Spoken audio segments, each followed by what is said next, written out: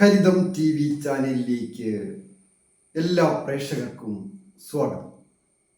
ഇന്ന് ജ്യോതിഷ പന്തിയിൽ ഉൾപ്പെടുത്തിയിരിക്കുന്നത് വ്യാഴത്തിൻ്റെ വക്രഗതിയെക്കുറിച്ചാണ്. വക്രഗതിയിൽ വ്യാഴം സഞ്ചരിക്കുന്ന കാലം ഇരട്ടി ദൈവാധീനം, അങ്ങനെയാണ് പറയുന്നത്, ഇരട്ടി ശക്തി. അങ്ങനെയുള്ളപ്പോൾ തൊട്ടു പുറകിലുള്ള രാശിക്കാർക്കും ദൈവാധീനം വർദ്ധിക്കുകയും കൂടുതൽ കാര്യങ്ങൾ സാധിക്കാനിരിക്കുന്ന അല്ലെങ്കിൽ ആഗ്രഹിക്കുന്ന കാര്യങ്ങൾ കൂടുതലായിട്ട് സാധിക്കുകയും ചെയ്യും. ഇന്ന് ധനു രാശിക്കാരായിരിക്കുന്ന മൂലം, പൂരാടം, ഉത്രാടത്തിൻ്റെ ആദ്യത്തെ പാദമടങ്ങുന്ന നക്ഷത്രക്കാരുടെ ഫലമാണ് പറയുന്നത്. മൂലം, പൂരാടം, ഉത്രാടം ഉത്രാടം ആദ്യത്തെ പാദം. ഈ നക്ഷത്രക്കാർക്ക് ഇപ്പോൾ ഗോചരാൽ വ്യാഴം 6-ാമിടത്താണ് സഞ്ചരിക്കുന്നത്. എന്നാൽ അത് ഭാഗ്യസ്ഥാനത്ത് സഞ്ചരിക്കുന്നതിൻ്റെ ആനുകൂല്യം ഈ രാശിക്കാർക്ക് എല്ലാ കാര്യത്തിലും ഒരു ഭാഗ്യം വന്നു ചേരുവാനായിട്ട് യോഗമുള്ളതായിട്ട് കാണും. ഈ രാശിക്കാർക്ക് പ്രധാനമായിട്ട് ആരോഗ്യപരമായ പ്രശ്നങ്ങളൊക്കെ ഉള്ളവർക്ക് അതൊക്കെ ഒരു പരിധിവരെ പരിഹരിക്കും. അതായത് നല്ല ഡോക്ടർമാരെയൊക്കെ കണ്ടെത്തി ചികിത്സിക്കുന്നതിനും രോഗം ഭേദമാകുന്നതിനും യോഗമുണ്ട്. അതുപോലെ തന്നെ കുടുംബത്ത് പരസ്പരം അഭിപ്രായ വ്യത്യാസങ്ങളൊക്കെ ഉള്ള വ്യക്തികൾ തമ്മിൽ രമ്യതയിൽ ഐക്യതയിലൊക്കെ പോകുന്നതിനും, പ്രത്യേകിച്ച് കുടുംബപരമായ സ്വത്ത് തർക്കത്തിലൊക്കെ പെട്ടുകിടക്കുന്നവർ അതിൽ നിന്നെല്ലാം മോചനം നേടുവാനായിട്ട് സാധിക്കുന്നതുമാണ്. കൂടാതെ ദാമ്പത്യ ജീവിതത്തിലും അതിൻ്റെ ഗുണം വന്നു ചേരാൻ പോകും. അങ്ങനെയുമുണ്ട് ഒരു അനുഗ്രഹം. ഏജ് ഓവറായിട്ട് നിൽക്കുന്ന യുവതി യുവാക്കൾക്കൊക്കെ ഈ വ്യാഴത്തിൻ്റെ വക്രഗതി കൊണ്ട് നല്ല അനുഭവങ്ങൾ വന്നു ചേരും. കൊല്ലവർഷം 1200-ാം ആണ്ട് കന്നിമാസം 28-ാം തീയതി മുതൽ മകരമാസം 24-ാം തീയതി വരെയുള്ള 116 ദിവസമാണ് വ്യാഴം വക്രഗതിയിൽ സഞ്ചരിക്കുന്നത്. അത്രയും നാൾ അതിൻ്റെ ഗുണാനുഭവങ്ങൾ കിട്ടും. ഇംഗ്ലീഷ് വർഷ കണക്കനുസരിച്ച് 2024 ഒക്ടോബർ മാസം 14-ാം തീയതി മുതൽ 2025 ഫെബ്രുവരി മാസം 6-ാം തീയതി വരെയാണ് ആ ദിവസങ്ങൾ. അതുകൊണ്ട് കൂടുതൽ ദൈവാധീനം വർദ്ധിക്കുകയും തൊഴിൽ രംഗത്തെ ക്ലേശങ്ങളൊക്കെ മാറും. അതായത് ധനു രാശിക്കാരായിരിക്കുന്ന മൂലം, പൂരാടം, ഉത്രാടത്തിൻ്റെ ആദ്യത്തെ പാദമടങ്ങുന്ന നക്ഷത്രക്കാർക്ക് സർവ്വവിധത്തിലും ദുഃഖങ്ങളും ദുരിതങ്ങളും ഉള്ളവരാണ്. ഏറ്റവും പ്രധാനം കുടുംബമാണ്.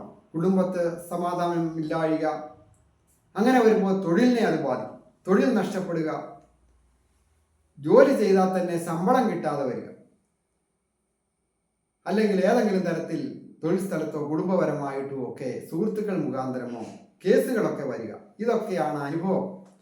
ആ അനുഭവങ്ങളൊക്കെ മാറി തൊഴിലൊക്കെ ഒന്ന് പുരോഗമിച്ച് കുടുംബത്തെ സന്തോഷകരമായിട്ട് മക്കളോടും കൊച്ചുമക്കളോടും ഒക്കെ ഒത്ത് പ്രായമായവർക്കും മധ്യവയസ്കർക്ക് വിവാഹം കഴിച്ചിട്ടില്ലാത്തവർക്ക് വിവാഹം വന്ന് പെട്ടെന്ന് വാക്കാകുന്നതിനും വിവാഹം നടക്കുന്നതിനും പുണ്യസ്ഥലങ്ങൾ സന്ദർശിക്കുന്നതിനും ഉല്ലാസയാത്ര പോകുന്നതിനും ഒക്കെ യോഗം. അതുപോലെ വിദേശത്ത് പോകുവാനായിട്ട് ആഗ്രഹിച്ച് പല രീതിയിലുള്ള പരീക്ഷകളുണ്ട്. ആ പരീക്ഷകളൊക്കെ പല പ്രാവശ്യം എഴുതിയിട്ട് തോറ്റുപോയ ധനു രാശിക്കാരായിരിക്കുന്ന നക്ഷത്രക്കാർക്ക് ഈ സമയത്ത് പരീക്ഷ എഴുതി പാസ്സാകുന്നതിനും വിദേശത്ത് പോകുവാനുള്ള പേപ്പറുകളൊക്കെ പെട്ടെന്ന് സാങ്ഷനായി കിട്ടുവാനുമൊക്കെ യോഗമുള്ള ഒരു നല്ല ഉത്തമ ദൈവാധീനമുള്ള സമയമാണ്. രാശിയിലേക്ക് പ്രബല ഗ്രഹമായ ചൊവ്വയുടെയും അതുപോലെ മറ്റ് ആദിത്യൻ ഭാഗ്യാധിപനാണ്. അത് ഏറ്റവും അധികാരത്തിൻ്റെ ഗ്രഹമാണ്. അത് ഇഷ്ടഭാവങ്ങളിലൂടെയൊക്കെ സഞ്ചരിക്കുന്ന സമയമാണ് ഇപ്പോൾ വരുന്നത്. പോരാതെ വിദ്യയുടെയും സാമൂഹിക അംഗീകാരത്തിൻ്റെയും ഒക്കെ ഒരു ഗ്രഹമായ ബുധനും ബലവാനായിട്ട് വരുന്നു. അതുപോലെ കലയുടെ കാരകനായ ശുക്രൻ ബലവാനായിട്ട് വരും.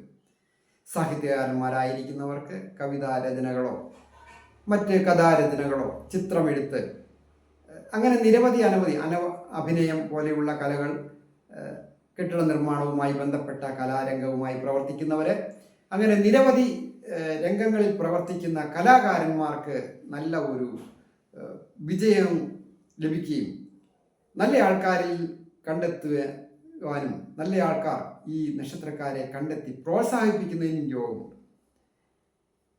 ബുദ്ധിപരമായിട്ട് കണ്ടറിഞ്ഞ് പ്രവർത്തിച്ച് വിജയിക്കുവാൻ ഈ നക്ഷത്രക്കാർക്ക് കലാരംഗത്തൊക്കെ വിജയിക്കുവാനും, വാഹനം സ്വന്തമായിട്ട് കൈകാര്യം ചെയ്യുന്നവരായാലും മെഡിക്കൽ രംഗത്തുള്ളവരായാലും IT മേഖലകളിലുള്ളവരായാലും അതുമല്ല കാർഷിക രംഗവുമായി ബന്ധപ്പെട്ട തൊഴിലുകളൊക്കെ ചെയ്യുന്നവർക്കായാലും അതിൽ നിന്ന് ആദായം ലഭിക്കുന്നതിനും വിജയങ്ങൾ വന്നു ചേരുന്നതിനുമൊക്കെയുള്ള നല്ല ഒരു ഈശ്വരാധീനം വർദ്ധിച്ചിരിക്കുന്ന ഒരു കാലമാണ്. വന്നു ചേരുന്ന അവസരങ്ങൾ വേണ്ട രീതിയിൽ വിനിയോഗിക്കുക, അതാണ് ഈ നക്ഷത്രക്കാർ ചെയ്യേണ്ടത്. അലസത വെടിയുക. ആഡംബര കാര്യങ്ങൾക്ക് പണം അധികം ചെലവാക്കാതെ അത്യാവശ്യങ്ങൾക്ക് മാത്രം ചിലവാക്കി മിച്ചം പിടിച്ചാൽ പിന്നീട് വരാനിരിക്കുന്ന ഒരു മോശം കാലമാണ് എങ്കിൽ പോലും ആ സമയത്ത് സന്തോഷകരമായിട്ട് ജീവിക്കുവാനായിട്ട് സാധിക്കും. അതിനായിട്ട് ഏറ്റവും പ്രധാനമായിട്ട് ചെയ്യേണ്ട നാഗരാജ പ്രീതികരമായ കാര്യങ്ങൾ, ആയില്യ പൂജകളിലൊക്കെ പങ്കെടുക്കുക, സർപ്പക്കാവിൽ മഞ്ഞപ്പൊടിയൊക്കെ സമർപ്പിച്ച് പ്രാർത്ഥിക്കുക, ശ്രീകൃഷ്ണസ്വാമി ക്ഷേത്ര ദർശനം നടത്തുന്നതും ദ്രവ്യസഹിതം സമർപ്പിച്ച് പ്രാർത്ഥിക്കുന്നതും വിഷ്ണു സഹസ്രനാമം ജപിക്കുന്നതും ഒക്കെ വളരെ ശ്രേയസ്കരമാണ്. ഞാൻ ഹരികുമാർ, ദേവി ജ്യോതിഷാലയം, കാവുംപടി, മണർകാട്, കോട്ടയം. ഈ ചാനൽ പേരും നക്ഷത്രവും ചേർത്ത് കമൻറ്റ് ചെയ്യുകയും സബ്സ്ക്രൈബ് ചെയ്തിട്ടില്ലാത്തവർ സബ്സ്ക്രൈബ് ചെയ്യുകയും ചെയ്യുക. അവർക്ക് വേണ്ടി പ്രത്യേകം പ്രാർത്ഥിക്കുന്നതാണ്. ജ്യോതിഷ കാര്യങ്ങൾക്ക് നേരിട്ട് വരികയോ ഫോൺ വിളിച്ച് ചോദിക്കുന്നതിനും അവസരമുണ്ടായിരിക്കും. അതായത് പൊരുത്തം നോക്കുന്നതിനോ ജോലി തടസ്സം നോക്കുന്നതിനോ അതുപോലെ വിവാഹ തടസ്സങ്ങൾ നോക്കുക, ഗൃഹനിർമ്മാണത്തിന് തടസ്സം നോക്കുക, അങ്ങനെയുള്ള കാര്യങ്ങളൊക്കെ നോക്കി അതിന് വേണ്ട പരിഹാരങ്ങളൊക്കെ നിശ്ചയിച്ച് ഒക്കെ ചെയ്യുന്നതാണ്. എല്ലാവർക്കും നന്മ വരുവാനായിട്ട് പ്രാർത്ഥിക്കും.